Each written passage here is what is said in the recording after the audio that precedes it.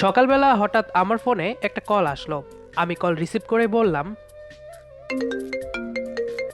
Hello, কে বলছেন? আমি তোর চুম। Sorry, wrong number. এই বলেই আমি কলটা কেটে দিলাম। আবার সেই নাম্বার থেকে কল আসে। তুই যদি এবার ফোন কাটিস তোকে আমি জবাই করে ফেলবো। কণ্ঠস্বর শুনে বুঝে গেলাম কে ফোন দিয়েছে।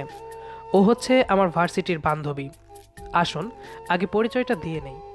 আমি তানভীর, এবার অনার্স ফার্স্ট ইয়ারে পড়ি।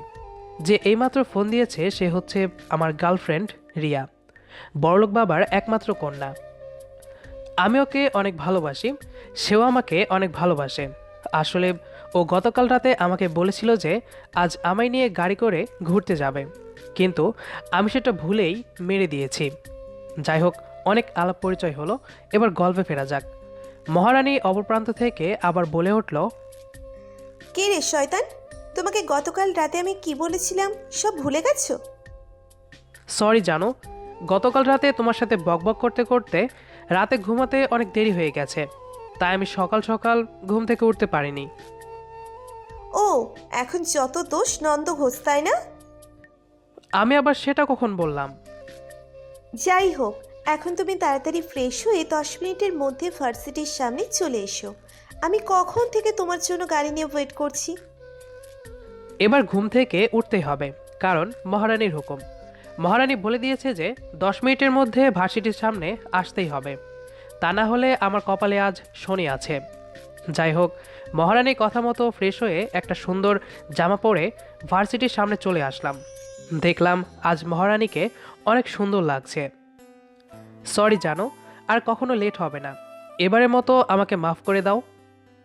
হয়েছে, আর ঢং করতে হবে না। অবাক দৃষ্টিতে আমার শার্ট প্যান্টের দিকে তাকিয়ে কিছুক্ষণ চুপ থেকে রিয়া আবার বলা শুরু করলো, তানভীর, তোমার ওইটা দেখা যাচ্ছে? কোনটা? আচ্ছা, তুমি কি কিছুই বুঝতে পারো না? সত্যি বলছি, আমি তোমার কথা কিছুই বুঝতে পারছি না, একটু বুঝিয়ে বলো। আরে তোমার গেট খোলা। মানে? মানে হচ্ছে তোমার প্যান্টের চেন খোলা। তারপর আমি আমার প্যান্টের দিকে তাকাতেই দেখতে পেলাম যে তাড়াহুড়ার মাথায় আমি আমার প্যান্টের চেন লাগাতে ভুলে গেছি। এরকম পরিস্থিতিতে আমি হাসবো না কাঁদবো নিজেই ভেবে পাচ্ছি না। দয়া করে কেউ কমেন্টে বলবেন। তারপর কিছুক্ষণ চুপ থেকে আমি লজ্জামাখা মুখে রিয়াকে বললাম, ছি ছি, তোমার নজর এত খারাপ? বাজে কথা না বলে তাড়াতাড়ি গাড়িতে ওঠো। তারপর আমি রিয়ার কথা মতো গাড়িতে চড়ে বসলাম। রিয়া গাড়ি চালাচ্ছে। কিছুক্ষণ পর রিয়া বলল, আচ্ছা তানভীর, আমি তোমাকে একটা প্রশ্ন করি।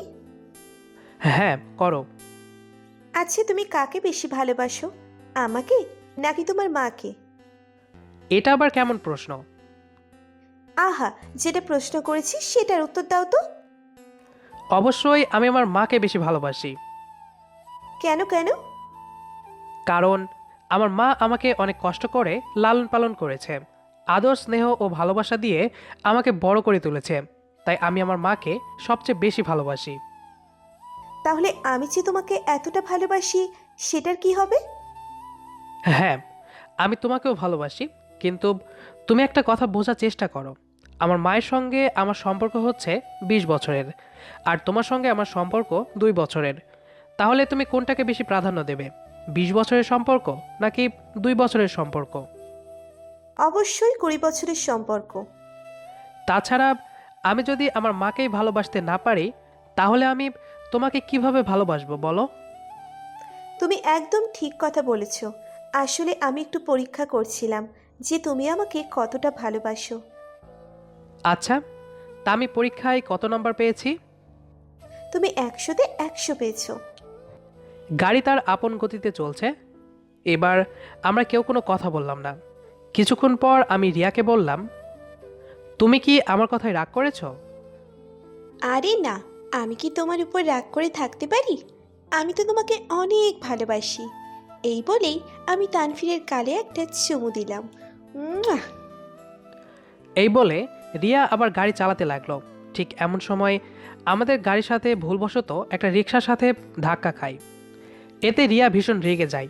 রিয়া গাড়ি থামিয়ে দিয়ে রিকশাওয়ালাকে বলতে লাগলো, দেখে রিক্সা চালাতে পারেন না? যত সব আপদ, কোথা থেকে যে এগুলো আসে। তারপর আমি বললাম, আরে থাক না, উনি তো আর ইচ্ছে করে ধাক্কা দেয় নাই। তুমি চুপ থাকো। এগুলোকে কিছু না বললে এরা একদিন মাথায় চড়ে বসবে। এভাবে আরও কিছুক্ষণ রিক্সাওয়ালাকে গালমন্দ করে আবার গাড়ি চালাতে লাগলো। তখন আমি বললাম, রিক্সাওয়ালার সাথে এরকম ব্যবহার না করলেও পারতে। কত বড় সাহস একটা সামান্য রিক্সাওয়ালা আমার গাড়ির সাথে ধাক্কা লাগায়। উচিত ছিল গালি দুটো থাপ্পড় মারার। সে তো আর ইচ্ছে করে ধাক্কা দেয় নাই, ভুলবশত তোমার গাড়ির সাথে তার রিক্সার ধাক্কা লেগে গেছে। ভুল হবে কেন? আমি আর কিছুই বললাম না। আমি মনে মনে ভাবলাম, এই আমি কাকে ভালোবাসি যে কিনা মানুষকে মানুষ বলে গণ্য করে না, সে আবার কি করে আমাকে ভালোবাসবে। তাই আমি সিদ্ধান্ত নিয়েছি, কাল থেকে আমি রিয়ার কাছ থেকে দূরে দূরে থাকব। অতঃপর রিয়া একটা পার্কের সামনে গাড়ি থামালো। আমরা অনেক ঘোরাঘুরি এবং মজা করে একসাথে বাড়ি ফিরলাম।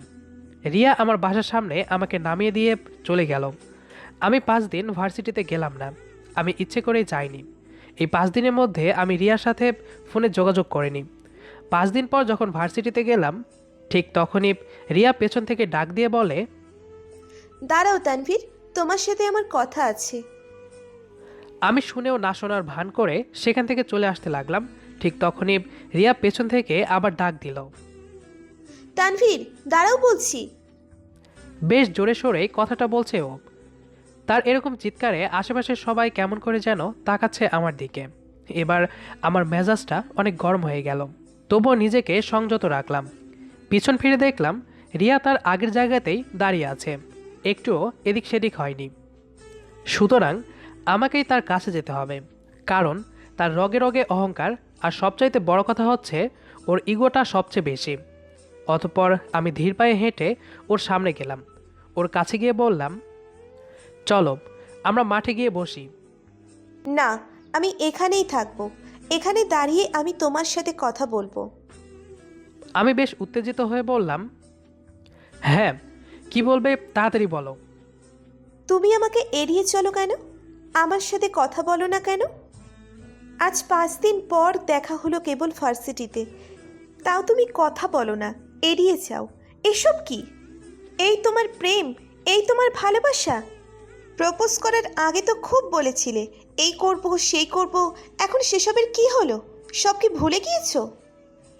কিছুক্ষণ চুপ থেকে বললাম, কি করিনি বলো তো? আমি যা যা বলেছি তা কি করিনি? রিয়া খানিকটা অবাক হয়ে গেল, কি বলবে ভেবে পেল না।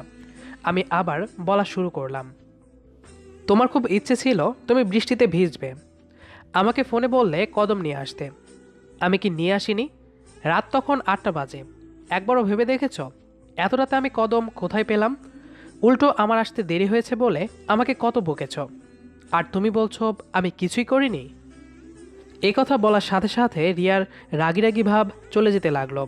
তারপর আমি আবার বলা শুরু করলাম, রাত 12টায় তোমার আমাকে দেখতে ইচ্ছে হয়েছিল, আমি কি ঘুম থেকে উঠে তোমার সাথে দেখা করিনি? আর তুমি বলছো আমি কিছুই করিনি। রিয়া আমার দিকে এক দৃষ্টিতে তাকিয়ে আছে। সে যেন বিশ্বাস করতে পারছিল না যে আমি এভাবেও কথা বলতে পারি। আমি আবার বললাম, তুমি ভোরের কুয়াশায় আমার সাথে হাঁটতে চেয়েছিলে, আমি কি তোমার সাথে হাঁটিনি? আমি কি তোমাকে সেদিন নুপুর কিনে দেইনি? আমি কেন করেছি এসব? আর তুমি কিনা বলছো আমি তোমার জন্য কিছুই করিনি। রিয়া নিষ্পাপ দৃষ্টিতে আমার দিকে তাকিয়ে থাকলো। আমি আবারও বলতে লাগলাম, তোমার নীল পদ্ম দেখার ইচ্ছে হচ্ছিল, আমি কি আমার গ্রামের বাড়িতে নিয়ে তা তোমাকে দেখাইনি? সেই গ্রামে কি আমি তোমাকে এক ঝাঁক জোনাকির সাথে পরিচয় করিয়ে দেইনি? তুমি কি দেখোনি পুকুরের টলমল পানির ওপর এক ঝাঁক জোনাকি উড়ে বেড়ায়? এসব কে দেখালো? কে? আমি নয়। আর তুমি কি বলছো আমি তোমার জন্য কিছুই করিনি? বাহ কি সুন্দর! রিয়ার চোখগুলো কাদো কাদো হয়ে গেছে।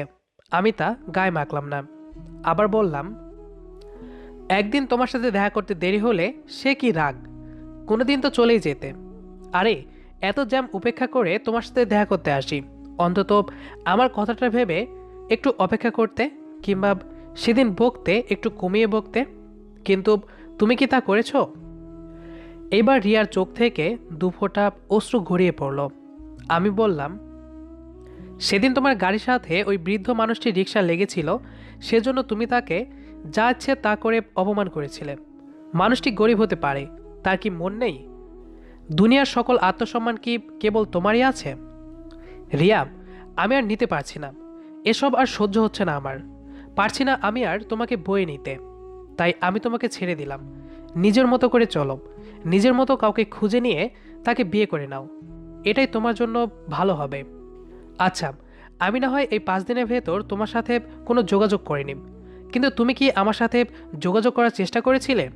কল করেছিলে? আমার তো সন্দেহ হয়, আদৌ কি তুমি আমাকে ভালোবেসেছিলে, নাকি সব অভিনয়, আমাকে নিয়ে খাটিয়ে নেওয়া? I am sorry miss Riya, আমি আর নিতে পারছি না। Just leave me alone. তুমি তোমার রাস্তায় যাও, আমি আমার রাস্তায় যাই। Goodbye. কথাগুলো বলে আমি চলে আসতে চাইলাম, রিয়া আমার হাত চেপে ধরল। তারপর বলল, তুমি ভুল বুঝছো আমায়। প্লিজ এমনটা করো না, আমি সহ্য করতে পারবো না। আমি তোমাকে ছাড়া সম্পূর্ণ অচল, কিছুই ভাবতে পারি না আমি। প্লিজ। আমি ওর হাত ছাড়িয়ে নিয়ে সেখান থেকে বাসায় চলে আসলাম। বাসায় আসতেই আমার গাটা কেমন কাঁপছিল, আমি স্থির থাকতে পারছিলাম না। চোখ দিয়ে পানি পড়তে থাকলো। আমি মুখে হাত দিয়ে কান্না করতে থাকলাম। বিকেলের দিকে আমি একটু ঘুমিয়ে থাকলাম। ঘুম থেকে উঠে বিছানায় কিছুক্ষণ স্থির হয়ে বসে থাকলাম আর ভাবতে লাগলাম, আজ থেকে রিয়া নামের কাউকে চিনি না আমি, কাউকে না। তার কি হলো না হলো সেটা আমার দেখার কোনো প্রয়োজন নেই। আমি বিছানা থেকে উঠে 1 কাপ চা করে নিলাম। চা নিয়ে এসে বারান্দায় এসে বসলাম। চায়ে কয়েকবার চুমু দিতেই চোখ গেল নিচের দিকে। দেখলাম রিয়া দাঁড়িয়ে আছে একটা গাছের সাথে হেলান দিয়ে, আমার দিকে তাকিয়ে আছে। আমি ইশারায় বললাম, এখানে কি? ও হাত দিয়ে লাভ বানিয়ে দেখালো। আমি ইশারা করলাম যে ফোন নাও, কল দিব। ও নিচ থেকে চিৎকার দিয়ে বলল, তুমি নিচে নেমে আসো, আমি তোমার সাথে কথা বলবো। আমি কোনো উপায় না পেয়ে নিচে চলে আসলাম। আমি ওর কাছে যেতেই মাটিতে হাঁটু গেড়ে বসে পড়ল। হাত জোড়া এক করে বলল, please Tanvir, for give me Tanvir, please. তারপর আমি ওকে দাঁড় করালাম। আমি বললাম, তুমি চাইলে আমার বাসায় এসে বসতে পারো, তারপর যত ইচ্ছে অপমান করো, প্লিজ এখানে না। তারপর রিয়া সরল দৃষ্টিতে আমার দিকে তাকিয়ে কাঁদো কাঁদো গলায় বলল, তানভীর, আমি তোমাকে ভালোবাসি, আমার জীবনের চাইতেও বেশি। আমি জানি সেটা কতটা ভালোবাসো, সেটা আমি এতদিনে টের পেয়েছি। ওর গাল বেয়ে কয়েক ফোঁটা পানি পড়ে গেল। বলল, তুমি তো জানো আমি এমনই, তুমি এটাও জানো যে আমি তোমাকে ছাড়া থাকতে পারবো না, তাহলে কেন এমন করছো? আমি এতদিন ভুল জানতাম, তুমি কখনোই আমার ছিলে না। এই কথা বলেই আমি আমার রুমে চলে আসলাম। রুমে এসে রিয়ার বাবাকে ফোন দিলাম। কিছুক্ষণ পর রিয়ার বাবা এসে রিয়াকে নিয়ে গেল। তারপর মনে মনে ভাবলাম, মেয়েটাকে যত এড়িয়ে চলা যাবে ততই ভালো হবে। বাইরে থেকে ভুলে থাকার চেষ্টা করলেও মন থেকে আমি ওকে কিছুতেই ভুলতে পারছি না। কিছুদিন নিজেকে খেলাধুলায় ব্যস্ত রাখলাম, ফেসবুকে অ্যাক্টিভ হলাম, আড্ডা দিতে থাকলাম, কিন্তু কোনো লাভ হলো না। মনের মধ্যে তার চেহারা ভেসে ওঠে। আমার আর তাকে ভুলে থাকা হয় না। ঘুমানোর সময় কেবল এপাশ ওপাশ করি, কিন্তু ঘুম হয় না। বারবার ওর কথা মনে পড়ে, ওর সাথে কথা বলতে মন চায়। তাই আমি বেশ কিছুদিন পর আমি একদিন ভার্সিটিতে গেলাম। ক্লাসে এসে চিরচেনা মুখটা দেখার পর আমার এতদিনের সকল কষ্ট গ্লানি এক নিমিষেই দূর হয়ে গেল। অসহায় দৃষ্টিতে রিয়া আমার দিকে কিছুক্ষণ তাকিয়ে থাকে, তারপর বলল, প্লিজ তানভীর, প্লিজ। আমি শুনেও না শোনার ভান করে সেখান থেকে আমি চলে আসি। তারপর আরও বেশ কিছুদিন এভাবে চলতে থাকে, কিন্তু আমি কিছুতেই ওকে ভুলতে পারি না। প্রতিটা মুহূর্ত ওর কথা মনে পড়ে। আমি ওর সাথে কথা না বলে এক মুহূর্ত থাকতে পারছিলাম না। হঠাৎ রিয়ার বাবা একদিন আমার বাড়িতে আসে। আসসালামু আলাইকুম আঙ্কেল, কেমন আছেন? বেশি একটা ভালো নেই বাবা। মেয়েটা মনে হয় আর বাঁচবে না। ঠিকমতো খাওয়া দাওয়া করে না, শুধু তোমার কথা বলে। ছোটবেলা ওর মা মারা যায়, তাই আমি ওকে মায়ের আদর ঠিকমতো দিতে পারিনি। সারাক্ষণ নিজের কাজে ব্যস্ত ছিলাম, তাই বলে তুমি ওকে ভুল বোঝো না। বাবা, তোমার কাছে আমার অনুরোধ, তুমি আর ওকে শাস্তি দিও না প্লিজ। এসব আপনি কি বলছেন আঙ্কেল? আপনি তো আমার বাবার মতো, প্লিজ এরকম বলে আমাকে আর লজ্জা দিবেন না। তারপর রিয়ার বাবার অনুরোধে আমি তাদের বাড়িতে গেলাম। গিয়ে দেখলাম রিয়ার রুমের দরজা আটকানো। রিয়ার বাবা আমাকে রিয়ার রুম দেখিয়ে চলে গেলেন রিয়ার খাবারের ব্যবস্থা করতে। আমি দরজায় টোকা দিলাম, কিন্তু কোনো সাড়া পেলাম না। শেষে আমি ডাক দিলাম, রিয়া, রিয়া। আমি অনুভব করলাম কেউ যেন স্থির হয়ে আমার দিকে দৌড়ে আসছে। ফ্লোরে ধপ ধপ শব্দ হলো খানিক। মেয়েটা দরজা খুলে অবাক চোখে আমার দিকে তাকিয়ে রইল কতক্ষণ। লাল লাল চোখ দুটো ফুলে আছে, চুলগুলো অগোছালো, ফ্যাকাশে মুখ। বড় মায়া হলো আমার। তাকে আর ঠেকানো গেল না, সাথে সাথে আমাকে জড়িয়ে ধরলো।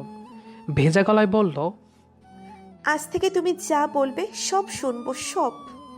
বিষ খেতে বললে তাও খাবো।